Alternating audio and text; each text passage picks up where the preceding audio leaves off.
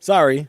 Thank you so much, Valerie. I apologize. I have been so quiet. Let's go back because there's some information here that I want to make sure that you guys can hear. I think we have sound now. Someone can give me a thumbs up in the comment section. I believe that we do have sound.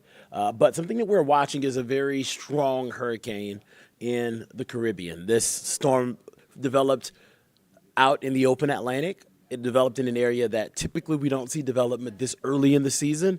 This is the strongest category 4 storm to develop this early in the season. And it is very close to being a Cat 5. Cat 5 is 157 miles per hour winds. This is just shy of that, so pretty much just a negligible difference there. Very strong system moving to the west-northwest at around 21 miles per hour. I want to give you this forecast track, and I also want to make sure that I take the time to explain what this is because there is a bit of a misconception out in the public. Thank you so much, Valerie, of what this cone means.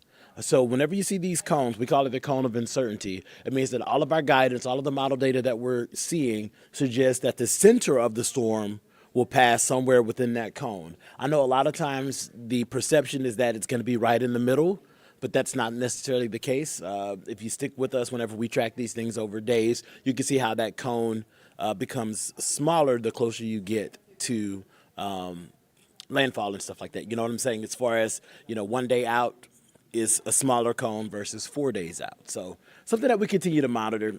Right now, Jamaica is the next target for this system as far as big impacts. There's going to be swells all across, the Dominican Republic and Haiti. They're going to get some swells from this storm as it passes. But the next major impact looks like it will be to Jamaica. About half of the cone passes over Jamaica, so that lets us know they're going to get significant impacts. A landfall is not completely out of the question right now. A lot of the models have it just offshore, but on the northeast side, which would be the stronger side. So they're going to get some pretty strong winds. They're going to get a lot of rain, and they're going to get some huge waves. So something we'll be watching. But eventually this system will move towards the west, and it's going to eventually impact the Yucatan Peninsula. So that could be Cancun, could be Belize. Right now we're thinking more of a Cancun situation and then come back into the Gulf of Mexico. And then from there, the models actually start to diverge because the further you get out, the more discrepancies, the more disagreements that you get within all of the models. So that's why we continue to update this every 3 hours at this point, because it's something that the more data we get in, the more we can tighten up that window, the more accurate we can get that track for you. I know y'all are here for the local forecast, but I also want to make sure that you guys caught that there was a tropical storm, Chris, that developed. It developed and made landfall shortly after development. And that's impacting Mexico. That's going to continue to bring rain to that region. And then out in the open Atlantic, there is another tropical wave that is on the horizon, and that one has about a 50% chance of development over the course of the next week. So something that we'll continue to watch. Still some days away. We have that boundary that's pushed to the south of us. We're getting in that north flow, so that is dropping the dew points. So I know that you don't feel it right now because I just walked across the street to Jimmy John's, and I started sweating probably like 10 steps out of the door. It's very humid here in Atlanta, dew points in the low 70s. Eventually that's going to trend down a little bit. It's still going to be humid. It is still July. It's the summer, so we expect that. But it should be slightly more comfortable tomorrow than it was today, not to mention a little bit cooler. With the humidity comes that heat index, and we are feeling like the 90s across most of the region. 97 degrees, the current heat index here in Atlanta, 92 in Gainesville and LaGrange, feeling like 102 down in Milledgeville. So we had a heat advisory for like 5 counties earlier today, our southernmost counties, southern and easternmost counties. That has been allowed to expire, so no concerns there. Temperatures are going to be warm through the overnight. We're talking upper 60s, low 70s. And then as we head into the day tomorrow, there is a chance for some isolated showers. I think that we have that best chance of some showers earlier in the morning before a lot of folks get out on the roadways. Those showers should be diminishing by 8, 9 o'clock, but still out there. We trend drier the rest of the day. We get a good amount of sunshine, and the numbers start to recover. Thank you so much, Carlston. Thank you for joining us, and thank you for the compliment. Going to be a warm day tomorrow, but not as warm as it's been for the last 12 days. We've been on a 12-day heat wave, and we expect that heat wave to break tomorrow. So that means that most locations are probably only going to top out in the mid to upper 80s. So slightly cooler, a few more clouds. Trending drier the rest of the day. We'll be in the mid 80s when you get off work, so not a terrible commute home. And then if you're going to check out my cousin, Megan Thee Stallion, I think this is actually the makeup concert for the one that they had to cancel because of the water situation a few weeks ago. I don't know if you guys remember, it was a big deal. We had water, I think, wasn't it water mains that kept breaking all over the place, Jordan? It was water mains that kept breaking like maybe 3 weeks ago that caused like a lot of issues downtown. Yeah, water. I just have to make sure, I'm weather. So I pay attention to the news, but sometimes, my details are a little sketchy. But yes, it's been confirmed there were water main breaks, and I believe that this is the makeup concert. Anyways, if you're going to check her out, it's going to be a warm evening, short sleeves, shorts, hydrate, all that kind of stuff. It's pretty much the summer saying you won't have to worry about rain, though. Looks like we'll be pretty dry heading into the evening. Heading into Wednesday, we get back into the 90s, and we're going to be, again, another heat wave, another stretch of 90-plus degree afternoons. Thursday's forecast for the 4th of July is warm. We're talking about getting into the mid-90s, and we're going to hang out there Thursday, Friday, Saturday. We're going to see it become more humid as we head towards the end of the week and into the weekend. So it's going to start to feel like close to the triple digits in the afternoons. And then by the time we get to Friday and Saturday and even Sunday, we're going to have a little bit more of a southerly component to the wind, and that's going to bring in a little bit more moisture. So we do think that we're going to get the chance for some scattered showers and thunderstorms to fire up, specifically in the afternoons, Friday, Saturday, and heading into the weekend. So the 7-day forecast shows that we're a little bit cooler tomorrow, and then headed back to the 90s, and then we're going to have these summertime thunderstorms to deal with, especially as we head towards the end of the week. The humidity goes up, so it is going to become more uncomfortable as we head into the weekend as well, something you will notice, and we're going to keep that energy going through the beginning of next week. So, guys, we like to do a two-prong approach to giving you guys the updates to what we're tracking here. Number one, we want to make sure you know what the weather forecast is going to be. But also, we want to keep you informed on the news. And I've already told y'all that when it comes to giving y'all the news, sometimes my facts are there partially, but I'm always missing some pieces to the puzzle. But you know who's never missing any pieces to the puzzle? A man named Alan Devlin, everybody. Alan is here, guys, to give y'all an update on what we're tracking. Isn't that a beautiful shot? Isn't that beautiful? Yeah, I love this city. Look at that beautiful sunset. Yeah. Golden hour times 50.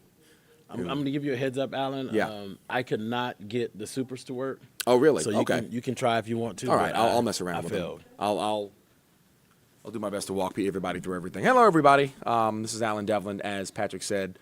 Thank you so much for joining me here at the First Alert desk. I'm going to be walking you through some of our top stories here today. Some big things came down. We've keeping our eye on it outside of the weather, of course. But, yeah, there's a lot going on. We're going to start with an unfortunate story that is no fun to talk about. A lot of the stuff we do is just no fun to talk about. But this one is it's random. It may or may not have been preventable, but here we are.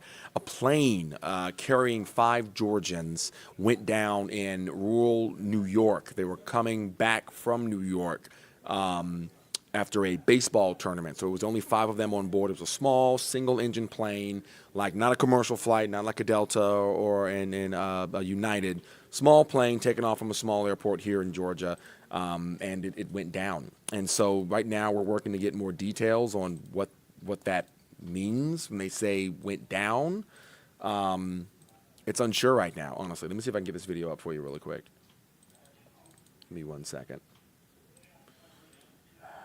All right, video's acting up, but I'll keep walking through what I was kind of saying here. 5 people went down. It was a Roswell family, actually. So here in the metro, the 5, Roger Beggs, who was 76, who's the grandfather, Laura Van Epps, 43, who's the mother and wife, Ryan Van Epps, 42, who's the husband and father, James Van Epps, who was 12-year-old boy, the son, and then Harrison Van Epps, 10 years old, the son as well. All of them tragically passed in that plane crash here, and it's sad to talk about, sad to think about, but we're working to figure out why that plane went down. Why in the world did the plane go down? That's what we don't know at this hour. The next thing I want to talk to you guys about here is Donald Trump. As you know, the Supreme Court of the United States came down today basically granting Trump immunity over a certain number of things, including basically all his official acts as president. So what does that mean? This is all in congruence with his case dealing with those January 6th riots that happened at the Capitol that we all know back from 2021, early 2021, January 6th. Right now, Special Counsel Jack Smith is trying to tie him to those riots. He's trying to prosecute Trump at the federal level. But this new ruling from the Supreme Court does give Trump some immunity in protections in that case. The question is, how much? How many? What things did he do are official acts and what things didn't he do aren't? And it's up for lower courts and the trial to actually decide that. Basically, the Supreme Court said he's not above the law.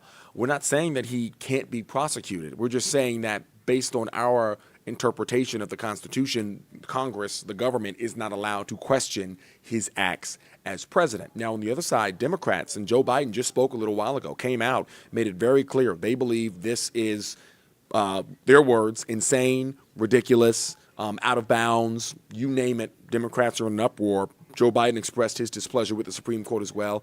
And by that, it was a 6-3 decision. The 6 conservative justices went one way, and then the 3 justices went the other way, dissenting on that one. And that is what we have. So right now, that January 6th trial that was originally scheduled to possibly be before November, the November election is going to now most likely, almost definitely be after the November election, which will grant Trump the ability to run for president, not having to worry about that case before election. So we've already been through the one out of New York with the hush money trial. He was convicted on all of those 30-plus counts. You've got the Mar-a-Lago documents case that is still pending. You've got the Jack Smith January 6th case that's still pending at the federal level. And then you also have the Fulton County case when it comes to election meddling here in Fulton County being head by DA Fonnie Willis. All of these cases, well, 3 of the 4 cases still pending. One of them he was convicted on. So that is the process that's moving forward here. And I apologize for you, but my videos are not working today. So I am just speaking to you guys, and I appreciate you guys listening to me here, but the system isn't working the way it should. One more story I want to talk to you guys about, though, is the St. Jude Dream Home giveaway. As you know, it is going until August, and we've got a lot of tickets that we're trying to sell, trying to get to you guys, to give you guys a chance to not only win a home, a free home, honestly, but also, no matter if you win or not, you're helping kids at St. Jude Children's Research Hospital battle cancer. Because when a child goes to St. Jude's, they are not expected to handle any of the financial burden. The parents aren't expected to handle any of the financial burden. Housing, treatment, food, all of that stuff is covered by St. Jude, and it's because of operations like the one we're doing right here, right now. So if you want to be a part of the St. Jude Dream Home giveaway and possibly win a house in Cumming, Georgia, brand new $675,000 home, 4-bedroom, 3.5 bath, go to atlantanewsfirst.com/dreamhome right now. You can reserve your $100 ticket and give yourself a shot to win the dream home along with a $10,000 furniture shopping spree. We are running out of tickets pretty quickly here. They are coming, they are going, so we will be at a point where we'll be able to sell no more. The house is giving it away in August, but the tickets will definitely sell out long before August. So make sure you go to our website right now to grab those tickets. Apologize again about the video and some of our other systems. Patrick P. was talking about how the technology isn't working the way it should be today. It's always something, but we're working on it. We'll get it better, I promise. Thank you so much for joining me here at the First Alert Desk. We'll be back tomorrow at 8 o'clock. I do believe it's going to be our anchor Blair Miller discussing those top stories that happen between now and tomorrow. We'll be back on air in just about an hour and 45 minutes on Atlanta News First at 10 on Peachtree TV, and then 2:45 after that, or 2:45 from now, I should say, we'll be on at 11 o'clock on Atlanta News First CBS. Thank you guys so much for joining me here. My name's Alan Devlin, and I will see you all tomorrow.